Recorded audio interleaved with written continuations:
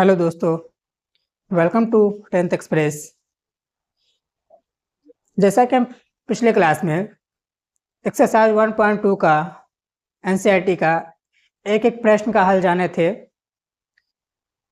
आइए हम आगे पढ़ते हैं आज का एक्सरसाइज 1.3।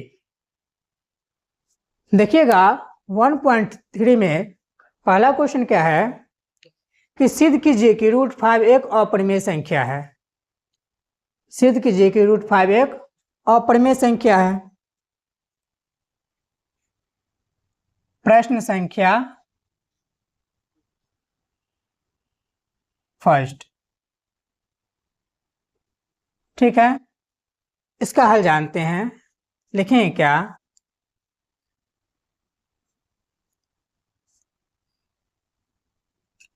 यदि संभव हो तो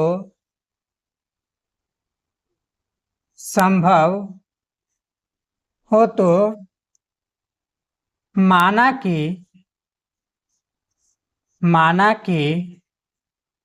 √5 एक परिमेय संख्या है। परिमेय संख्या है। ठीक है, देखिएगा तो परिमेय संख्या का परिभाषा क्या कहता है कि संख्या किसके रूप में हमारा होगा? P/Q के रूप में। तो लिखेंगे परिमेय संख्या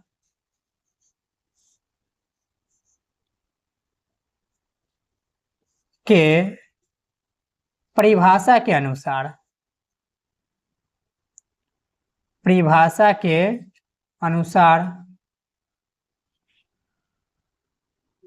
क्या हो जाएगा?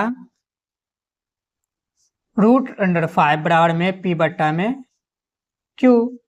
संख्या हमारा इसी के रूप में रहता है, P/Q के रूप में परिमेय संख्या। तो इसको क्या लिखेंगे कि जहां P एवं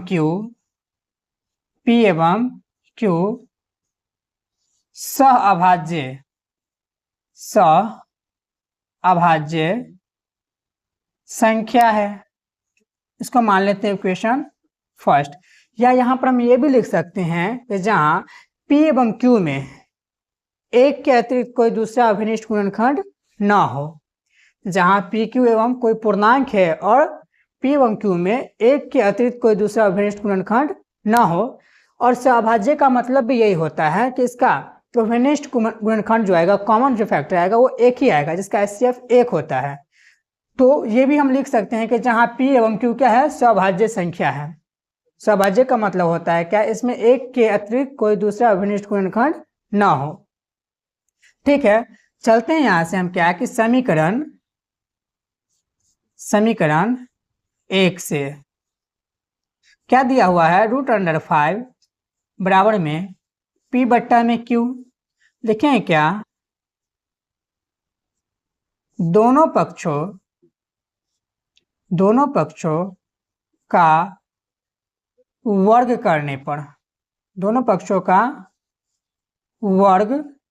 करने पर चलिए दोनों तरफ वर्ग करेंगे तो क्या हो जाएगा? ये हमारा √5 का होल स्क्वायर बराबर में P/Q का होल स्क्वायर। ये आएगा कितना? 5। और ये आ जाएगा P² Q²। तो क्रॉस मल्टीप्लिकेशन गुना करेंगे, आएगा कितना? 5Q² बराबर में P²। इसको मान लेते हैं समीकरण सेकंड। ठीक है, अब देखिएगा समीकरण सेकंड में हम क्या देखते हैं कि 5P² को विभाजित कर रहा है। ये हमारा गुना में इधर जाएगा तो भाग में। 5P² को विभाजित कर रहा है तो 5P को भी तो विभाजित करेगा। यदि कोई संख्या के अगर स्क्वायर को कोई संख्या को विभाजित कर रहा है हम, तो उसके वर्गमूल को भी विभाजित करेगा ही। जैसे 5 जो है 25 को विभाजित कर रहा है तो उसका वर्गमूल 5 ही आए। तो 5P² को विभाजित कर रहा है तो 5P को भी विभाजित करेगा। तो देखिएगा यहाँ पर लिखेंगे क्या? आगे लिखते हैं, इधर इस साइड देख लीजिएगा कि चूंकि 5P² को विभाजित करता है, विभाजित करता है तो 5p को भी विभाजित करेगा, विभाजित करेगा। ठीक है, फिर यहाँ से मानते हैं कि आप पुनः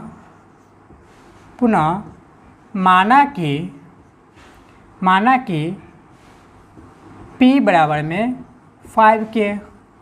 ठीक है ना, कुछ भी मान सकते हैं, 5a भी मान सकते हैं, b भी कुछ भी मान सकते हैं। तो मान लें क्या, p बराबर में 5k। तो p का मान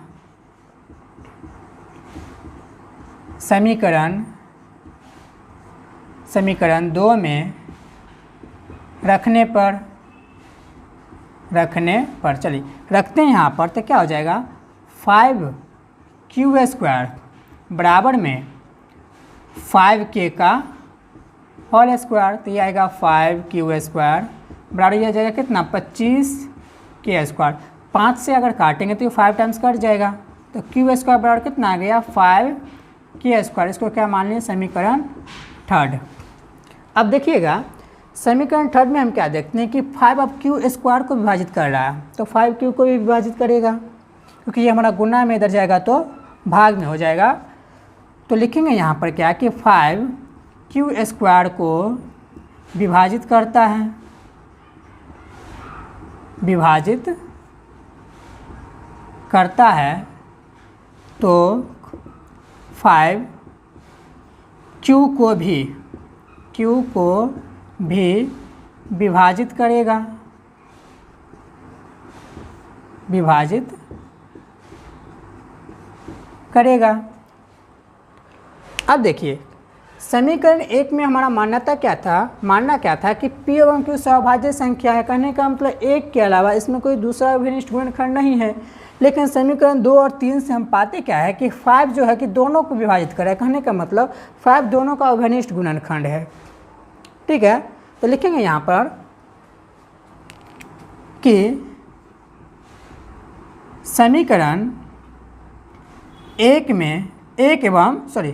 समीकरण 2 एवं 3 से हम पाते हैं कि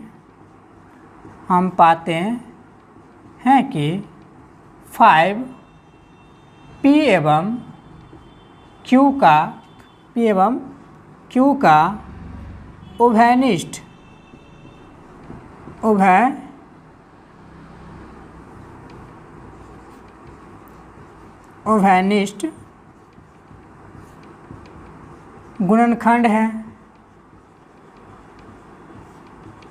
गुणनखंड है। लेकिन समीकरण 1 में हमारा मानना क्या था कि p एवं q क्या है, सौभाज्य संख्या है, गुणनखंड है। लेकिन समीकरण 1 में हमारा मानना है कि p एवं q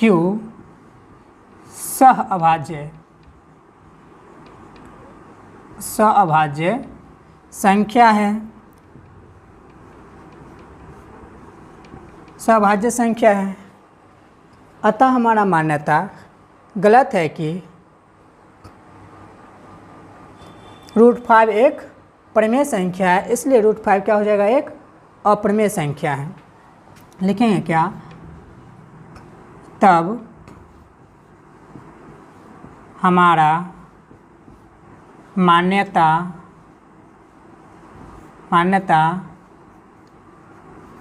गलत है या विरोधाभास है कि √5 एक परिमेय संख्या है, अतः √5 एक अपरिमेय संख्या है। अपरिमेय संख्या है।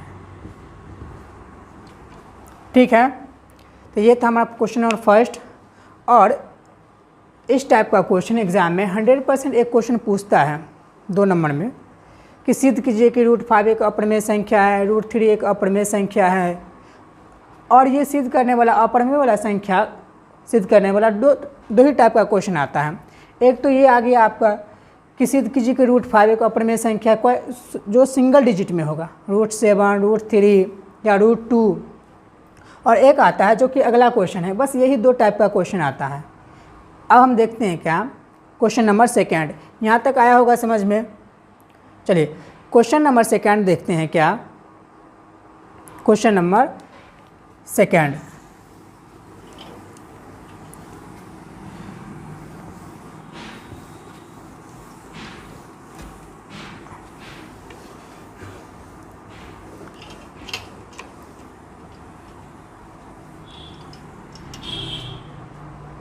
देखिएगा क्वेश्चन नंबर सेकेंड क्या बोल रहा है कि सिद्ध कीजिए कि 3 में 2√5 एक अपरिमेय संख्या है। बस यही 2 टाइप का क्वेश्चन आता है। एक आपका पूछेगा क्या कि सिद्ध कीजिए √5, √3, √7 एक अपरिमेय संख्या है। और दूसरा यही आएगा कि 3 में 2√5, 3 में 2√6 या 5 में 2√7। तो इस तरह का क्वेश्चन रहेगा। तो 2 ही टाइप का क्वेश्चन यहाँ पर बनता है। तो सेकेंड क्वेश्चन देखते हैं क्या। क्वेश्चन बोल रहा है कि सिद्ध कीजिए कि 3 में 2√5 एक अपरिमेय संख्या है। चलिए इसका हल जानते हैं। सेम लिखेंगे यही, यदि संभव हो तो, यदि संभव हो तो माना कि 3 में 2√5 एक परिमेय संख्या है, एक परिमेय संख्या है। तो यहाँ पर क्या बोल रहा है कि परिमेय संख्या की परिभाषा के अनुसार लिखेंगे यहाँ पर परिमेय संख्या के परिभाषा के अनुसार। देखिए तो परिभाषा क्या बोलता है इसका कि संख्या हमारा किसके रूप में रहेगा, P/Q के रूप में। तो लिखेंगे यहाँ से 3 में 2√5 बराबर क्या हो जाएगा P/Q, जहाँ P एवं Q कोई पूर्णांक है, जहाँ P एवं Q कोई पूर्णांक है एवं Q is not equal to 0 है। इसको क्या मान लेते हैं हम, समीकरण फर्स्ट। ठीक है, तो समीकरण 1 से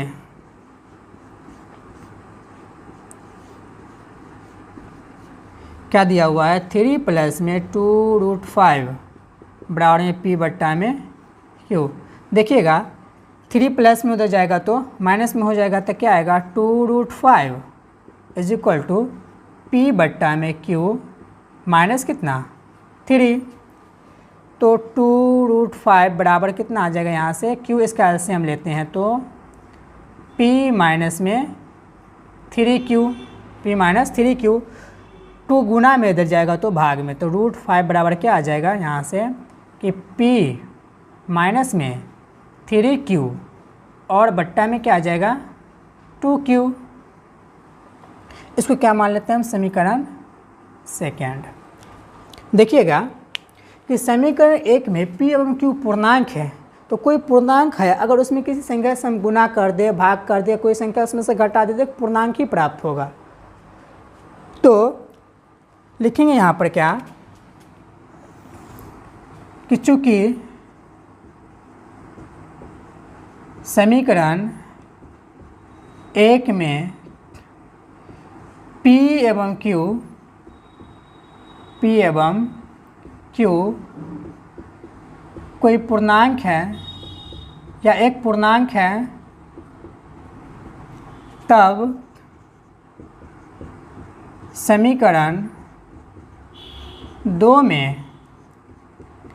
में p माइनस 3q क्या हो जाएगा, p माइनस 3q ही ना है, p माइनस 3q एवं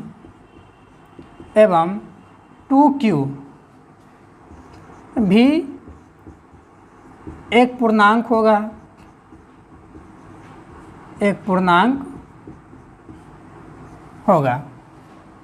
ठीक है। पूर्णांक में कोई संख्या से गुना करे, कोई संख्या उसमें जोड़े या घटाए तो पूर्णांक ही प्राप्त होता है, ठीक है। तो जहाँ समीकरण 1 में पी क्यू पूर्णांक था तो समीकरण 2 में p माइनस 3q और 2q भी तो एक पूर्णांक होगा, तब p माइनस में 3q बट्टा में 2q एक क्या है, परिमेय संख्या है, एक परिमेय संख्या है। क्योंकि परिमेय संख्या क्या बोलता है कि संख्या हमारा p बट्टा q के रूप में हो जहाँ p q कोई पूर्णांक हो, तो p और q दोनों क्या है, पूर्णांक है। लिखेंगे अब कि समीकरण 2 में या समीकरण 2 का बायां पक्ष अपरिमेय संख्या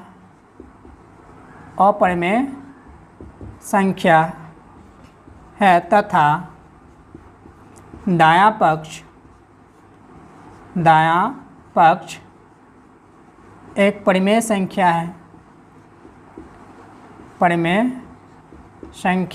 है, देखिएगा इसका बायां पक्ष जो है एक अपरिमेय संख्या √5 और दायां पक्ष क्या है, एक परिमेय संख्या है। तो अपरिमेय संख्या बराबर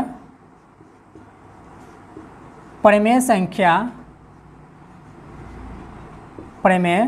संख्या जो कि संभव नहीं है या असंभव है, संभव नहीं है। क्या कोई परिमेय संख्या बराबर अपरिमेय संख्या हो सकता है, क्या नहीं होगा। वही यहाँ पर बताया कि अपरिमेय संख्या बराबर परिमेय संख्या जो कि संभव नहीं है, अतः हमारा मानना गलत है कि 3 प्लस में 2√5 एक परिमेय संख्या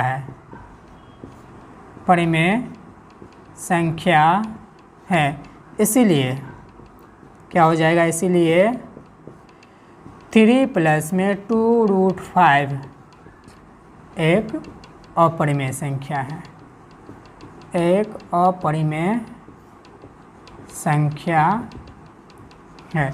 ये था क्वेश्चन नंबर 2 हमारा। और एग्ज़ाम में बस यही 2 टाइप का क्वेश्चन पूछता है, या तो एक वो हमारा √5 √7 जो भी है, और एक इस टाइप का क्वेश्चन पूछता है। तो दोनों क्वेश्चन को अच्छे से समझ में आया होगा और इसको अच्छे से नोट कर लीजिएगा। इसमें आगे जो क्वेश्चन बचा हुआ है, ठीक है ना, वो अगले क्लास में करेंगे। अगर क्लास समझ में आया होगा तो कमेंट में ज़रूर बताइएगा। Thank you.